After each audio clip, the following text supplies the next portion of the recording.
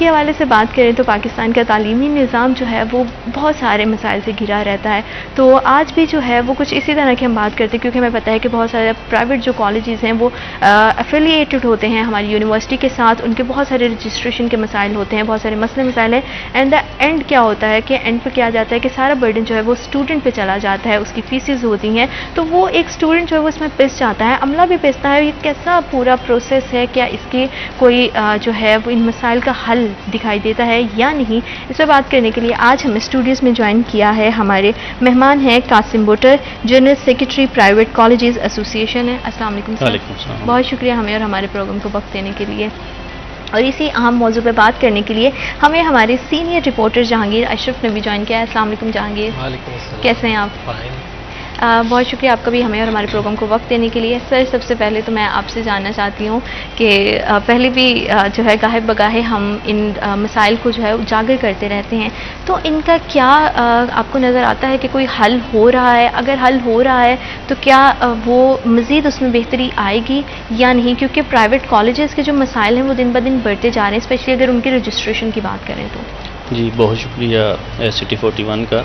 तो ऑलरेडी भी हमारी बड़ी जो हेल्प करते हैं, आपके चैनल की वजह से जो है काफ़ी मसाइल हमारे हाईलाइट होते हैं और हमारी हायर अथॉरिटीज़ तक हमारी बातें भी पहुंच जाती हैं। असल में फैसलाबाद में अगर देखा जाए तो सबसे पहले मैं तो अपने टीचर्स को हैप्पी टीचर्स डे का मैसेज दूंगा। तो सारे टीचर्स हैं, मेरे कोलीग्स हैं और मेरे भी टीचर्स हैं जिनकी वजह से आज मैं इस मकाम पे हूँ। तो ये सारी चीज़ें आपने बिल्कुल ठीक कहा कि वालिदैन और टीचर्स की बदौलत ही सारा कुछ होता है। तो उसके बाद हम प्रॉब्लम्स के ऊपर आ जाते हैं। तो हमने पहले भी ये बड़े जो प्रोग्राम्स इसके ऊपर किए हैं, तो इसमें हमारी मेजर यूनिवर्सिटी जो है वो जीसी यूनिवर्सिटी फैसलाबाद है और इसके साथ फैसलाबाद बोर्ड जो है वो हमारा इंटर लेवल को डील करता है। यूनिवर्सिटी जो है हमारे एसोसिएट डिग्री प्रोग्राम्स और बीएस के प्रोग्राम जो हैं उनको डील करती हैं। लेकिन सिर्फ अफिलिएशन प्रोसीजर जो है वो नहीं होता, इससे पहले हमें बहुत सारे प्रोसेस होते हैं जिनसे गुजरना पड़ता है। उनमें सबसे पहले हमें अपने बीएस को, अगर हम उसके ऊपर आ जाएं, तो बीएस की डिग्री को हायर अथॉरिटीज़ के साथ अफिलिएट करवाने के लिए जो अदारे इन्वॉल्व होते हैं, उसमें सबसे पहले जो मसला होता है हमारे डायरेक्टर कॉलेज का होता है। हमारी फाइलें सर जो हैं वो पहले डायरेक्टर कॉलेज की तरफ जाती हैं। उनकी फ़ीसें हमारी बहुत कम होती थी, पहले 2000 फ़ीस थी। तो नया कोई अदारा जो रजिस्टर्ड होता था उनके साथ तो उसकी 12000 फ़ीस होती थी। अब जो 2000 फ़ीस है उसको बढ़ा के 25000 कर दिया गया है। अगर नया अदारा जो है वो रजिस्ट्रेशन के लिए जाएगा डायरेक्टर कॉलेज के साथ तो उसकी फ़ीस जो है वो 50000 होगी, अगर वो इंटर लेवल के ऊपर रजिस्ट्रेशन करवाता है।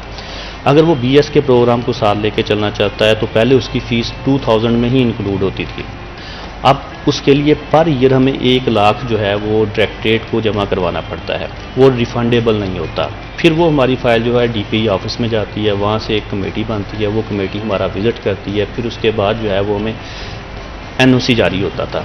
अब एनओसी जारी करने के साथ साथ नया एक प्रोसीजर शुरू कर दिया है यूनिवर्सिटी की तरफ से कि आपने मुतलका प्रोग्राम की एक्रीडेशन भी करवानी है। जैसे अगर हम बीएस कंप्यूटर साइंस करवाएंगे तो कंप्यूटर साइंस डिपार्टमेंट एचईसी उसमें इन्वॉल्व होगा, वहाँ से एक्रीडेशन करवाएंगे। एजुकेशन करवा रहे हैं तो उसकी एक्रीडेशन लैदा होगी, इंजीनियरिंग काउंसिल की एक्रीडेशन लैदा होगी। तो हर प्रोग्राम की हमें एक्रीडेशन अलग से करवाना पड़ेगी। अगर एक प्रोग्राम की हम एक्रीडेशन करवाते हैं तो उसका टोटल एक्सपेंस तकरीबन 9 से 10 लाख तक होगा। वो एक अदारे के ऊपर एक एक्रीडेशन का बर्डन पड़ जाएगा। फिर उसके बाद हम जीसी यूनिवर्सिटी फैसलाबाद की तरफ को मूव करेंगे। वहाँ पे हमने एक्रीडेशन का लेटर, बमाड, एनओसी, डीपीआई का, वो दोनों चीज़ें हमने लगानी होती हैं। फिर जीसी को हम जो है वो रिज्यू करते हैं कि आप हमें एफिलिएशन दे दें। जीसी यूनिवर्सिटी की एक टीम हमारा विजिट करती है जिसमें एचईसी का एक नुमाइंदा होता है।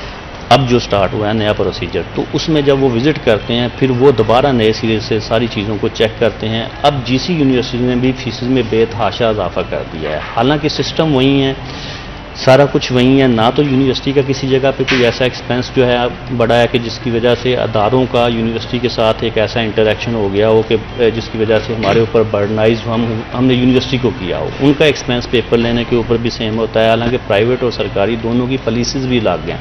सरकारी इदारों को तकरीबन 4 से 5 साल तक के लिए वो जो है एफिलिएट कर देते हैं, हमें सिर्फ 1 साल के लिए एफिलिएशन दी जाती है और हर साल हमें दोबारा रिविज़िट की फ़ीस भी जमा करवानी पड़ती है। फिर सिचुएशन हमारी जो इकोनॉमिकली सिचुएशन ये इस वक्त ये है कि हमारे स्टूडेंट के पास पेइंग कैपेसिटी जो है वो पेरेंट्स के पास बहुत कम हो गई है, तो जिसकी वजह से लोगों के पास तालीम के ऊपर एक्सपेंस करने के लिए जो है वो रकमात नहीं है। अब लोग जो है वो देखते हैं कि हमारा बच्चा इंटर के बाद काम के ऊपर चला जाए, वो कमा के लेके आए। आप देखें कि अगर पहला सिस्टम जो था, अगर हम उसके ऊपर चले जाएं तो सब जो है वो बड़े कंफर्टेबल थे। इंटर बच्चा मैट्रिक करता था, इंटर करता था, ग्रेजुएशन करता था, प्राइवेट 2 साल डिग्री भी कर लेता था, उसके साथ मास्टर्स भी 2 साल प्राइवेट करता था और साथ में अपनी जॉब भी कंटिन्यू करता था। अब उन्होंने BS में जो है वो रेगुलर होता है, तो BS की फीसिस इस लेवल तक हैं कि वो बच्चों के लिए अफोर्डिंग कैपेसिटी नहीं है। तो इस वजह से हमारे मसाइल जो हैं वो पहले से बहुत ज़्यादा हो गए हैं। बजाय फ़ायदा देने के वो नुकसान में चीज़ जा रही है। और बच्चों के जो है वो, जैसे मैंने भी बात की कि बच्चों पे उसका बड़ा फीसिस का बर्डन आता है, तो उसमें क्या होता है कि आपकी तालीम जो है, जो सबसे अहम चीज़ है, वो छूट जाती है। तालीम के हवाले